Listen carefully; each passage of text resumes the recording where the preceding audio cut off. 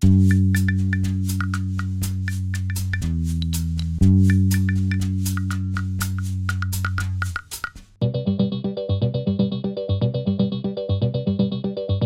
à tous et à toutes, ravi de vous retrouver, même si c'est encore derrière un écran ce matin, pour pouvoir finalement mieux mettre en valeur l'ensemble du travail qui a été conduit dans le cadre de l'appel à projet 2019, retenu par la Fondation Macmut Paul Bento, retenu d'abord par le comité scientifique, et il y a un membre du comité scientifique qui est avec nous ce matin, professeur Nicolas Weiss de la PHP, et retenu par le conseil de gestion, j'en suis membre, et c'est vrai que nous avons décidé ensemble de mieux suivre les projets que nous retenons et finalement d'attribuer à chaque projet finalement des interlocuteurs précis. C'est pour moi un plaisir en tous les cas d'avoir pu suivre votre projet autour de la force produite au sol peut-elle être prédictive des blessures des ischio-jambiers? Comme membre de ce conseil de gestion, comme médecin du sport, c'est vrai que ce sujet, évidemment, il nous parle. Il nous parle parce qu'il parle à beaucoup d'amoureux du sport. Il parle à beaucoup de ceux qui, finalement, se sont vite aperçus, même presque sans études, que la première blessure de tous les sports où il y a des sprints, où il y a des accélérations, comme l'athlétisme, comme le football, comme le rugby, ce sont ces blessures des ischio-jambiers avec leurs conséquences sur les parcours des sportifs, qu'ils soient finalement amateurs ou de haut niveau ou professionnels.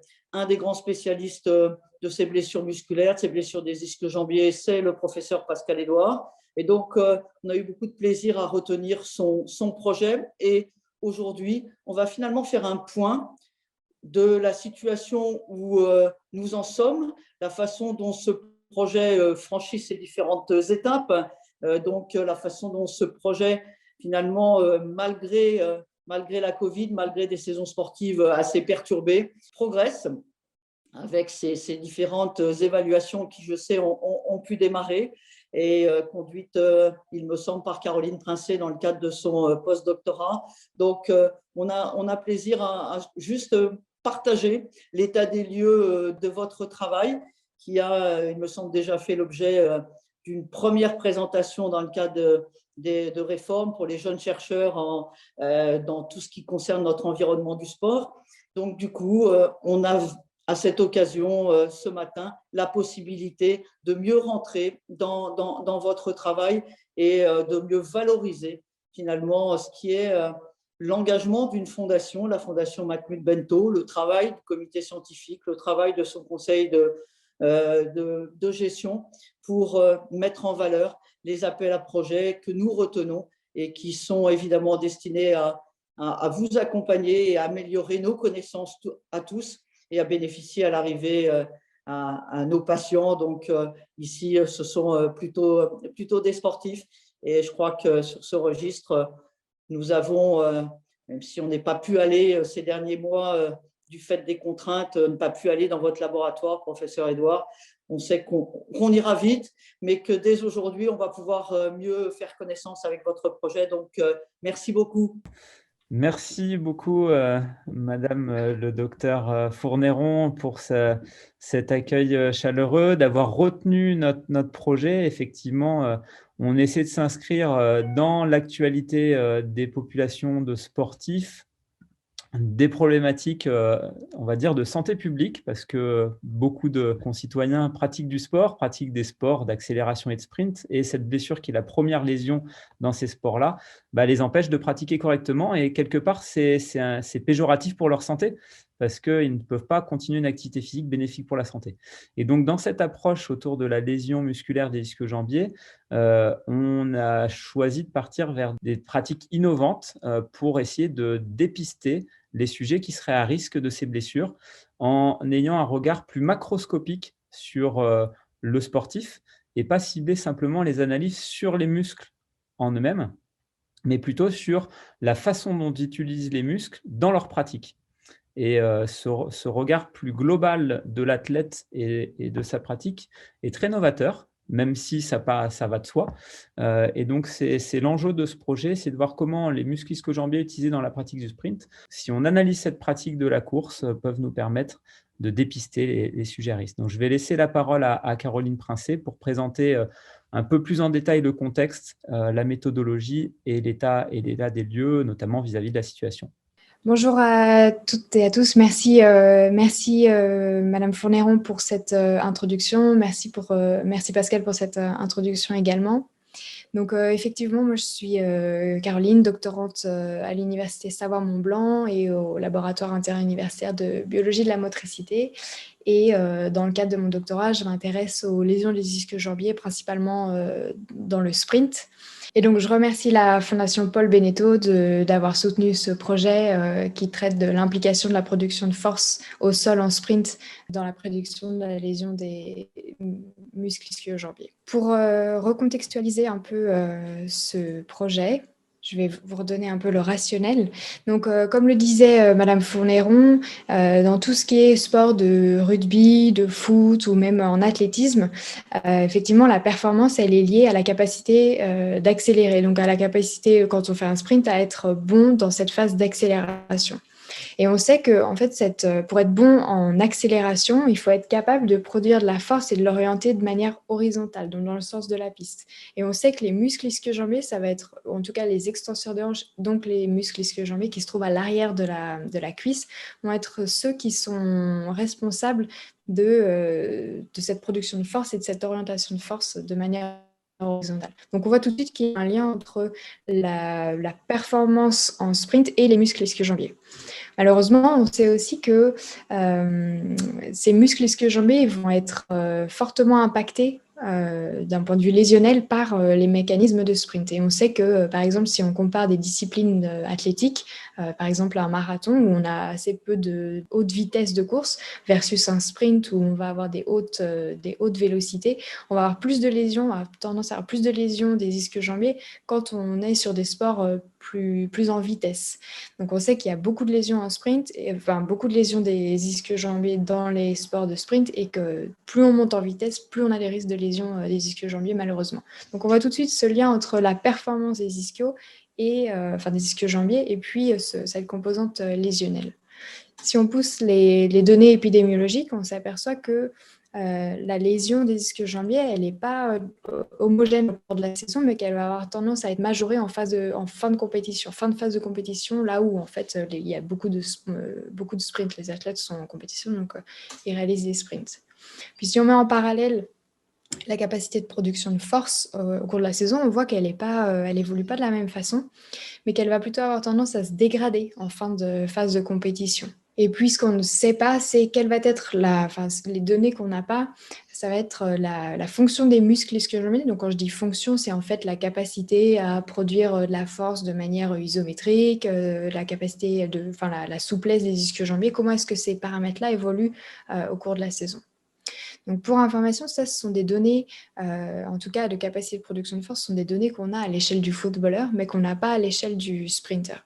Et donc, au final, c'est un peu les objectifs qu'on a mis en place dans ce projet, ça va être de déterminer comment est-ce que varie ma production de force en sprint dans une saison, donc à l'échelle de mon groupe d'athlètes, puis à l'échelle individuelle, et puis un second objectif qui vient après, ça va être de tester quelle va être l'association entre mes variations de production de force en sprint d'une part, et puis ma survenue de blessure d'autre part. Donc, pour répondre à ces objectifs, on a mis en place un suivi longitudinal, donc c'est un suivi, c'est une étude où on va venir de manière répétée dans la saison évaluer des athlètes, et on les évalue sur leur production de force en sprint et sur la fonction isolée des muscles ischio-jambiers.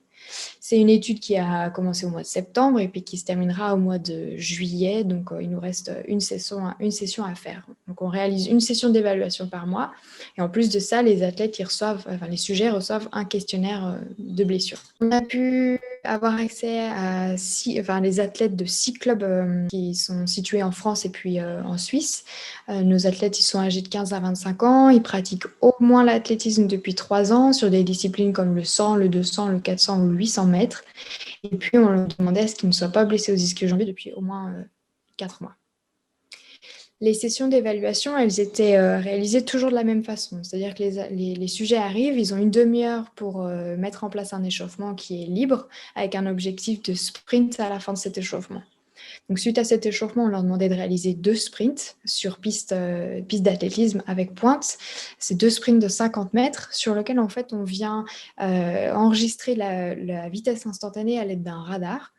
Sur base de ces données de vitesse instantanée, on va pouvoir venir identifier 2 indicateurs de production de force, que sont F0 et V0 en rouge. En fait, F0, c'est votre capacité à produire de la force de manière horizontale, mais à vitesse nulle, donc vraiment au départ du sprint. Et puis V0, c'est cette capacité à produire de la force horizontale toujours, mais cette fois-ci à vitesse élevée, donc plutôt quand on est entre 30 et 60 mètres du sprint. Donc ça, ce sont nos 2 indicateurs de production de force en sprint. Puis, parallèlement à ça, on est venu tester la fonction des muscles ischio-jambiers, donc à la fois de la force isométrique à dominante genou, hanche, de la force excentrique, et puis des paramètres de souplesse. Donc ça, ce sont nos 4 indicateurs de la fonction des muscles ischio-jambiers qu'on est venu récolter. Pour analyser un peu ces résultats, on a mis donc en place une démarche statistique qui s'appuie sur 3 piliers pour répondre à notre premier objectif. Donc la première analyse, c'était de déterminer quelle va être la variation de production de force au cours de la saison. Pour ça, notre premier objectif, c'était ça. Donc pour ça, on met en place une étude de reproductibilité dans laquelle on va venir chercher 2 indicateurs de bruit autour de notre mesure, hein, le SEM et puis le MDC. Je reviendrai dessus juste après. Et puis, on va venir, pour déterminer notre variation à l'échelle de groupe, à l'échelle moyenne, on va venir mettre en place un test T du student. Et puis, on viendra faire cette analyse à l'échelle individuelle. Et donc, on confrontera nos variations avec ce MDC qu'on aura déterminé un peu plus tôt. Et encore une fois, je reviendrai dessus après. Pour répondre à notre deuxième objectif, on mettra en place une analyse de régression logistique pour tester en fait cette association entre les variations de production de force en sprint, F0 et V0, et puis parallèlement à ça, la survenue des blessures aux ischio-jambiers. Une question à Caroline Princé. J'ai évoqué tout à l'heure une étape déjà de valorisation à l'occasion de ce rassemblement des jeunes chercheurs réforme. Est-ce que nous dire dans quel contexte est-ce que vous avez finalement présenté à cette occasion et la façon dont cela a été ressenti et reconnu par l'ensemble c'est-à-dire de ce moment toujours un peu important dans le parcours, surtout pour les jeunes chercheurs, les postdoctorants, ce que vous êtes. Donc effectivement, dans le cadre de la journée des jeunes chercheurs organisée par Réforme, j'ai pu présenter les avancées du projet. Donc on a présenté au mois de février, donc on était à 6 mois d'avancement sur le projet. On avait quand même déjà des données assez intéressantes à présenter. Et puis, à l'issue de cette présentation, on était une dizaine ou une douzaine de doctorants et postdoctorants. Puis à l'issue, le jury délibère et puis choisit la meilleure présentation. Et donc, j'ai pu avoir la chance avec une autre des participantes de gagner en fait ce prix de la meilleure présentation. Donc, très gratifiant et puis très motivant pour la suite. Nicolas Weiss, moi je suis membre du comité scientifique de la Fondation Paul Bento. Et c'est vrai qu'on évalue des projets maintenant depuis quelques années, depuis que j'ai rejoint ce comité, et on était de temps en temps un petit peu déçus de ne pas avoir de point d'étape. Et donc on avait à un moment donné discuté de la nécessité d'avoir des points d'étape avec les chercheurs. Et donc merci au professeur Édouard et à Mme Princé de nous fournir des datas intermédiaires. Et merci au comité de gestion d'avoir proposé ce suivi longitudinal des projets. Ça nous aide à la fois au comité de gestion à probablement mieux sélectionner les projets en amont et aussi probablement mieux identifier les difficultés que pourraient avoir certaines équipes une fois qu'ils ont le financement et peut-être améliorer dans les années à venir notre accompagnement pour qu'on ait un maximum de chances que les sommes investies aboutissent à un résultat avec une belle publication scientifique à la clé. Et donc, on avait été très intéressé par votre projet parce que ça montrait à la fois une problématique qui est un petit peu médiatisée par le sport de haut niveau, mais en même temps, c'était une problématique assez courante avec des blessures de, on va dire, un petit peu n'importe qui de nous de temps en temps quand on fait du sport et peut-être même quand on fait mal du sport, et que donc probablement ça avait un impact de santé publique important, et c'est dans ce cadre-là, cette double composante qui nous intéressait dans ce projet, bien entendu, en plus des qualités des chercheurs qui ont déposé le projet et des qualités du projet, bien entendu. Donc, merci énormément de ce point d'étape. Moi, j'avais une petite question. Du coup, j'ai bien compris que le projet là avait bien commencé. Vous avez du coup enregistré combien d'athlètes Alors, pour cette étude, on a pu recruter 22 athlètes, dont 12 hommes et 10 femmes. Est-ce que du coup, on est un peu tenté de vouloir avoir un peu les premiers résultats et l'étape suivante, puisque vous avez pu conduire déjà 9 sessions et par rapport au projet initial, en termes de calage de l'échantillon, en termes de calage du calendrier, on est à peu près comment à la date d'aujourd'hui?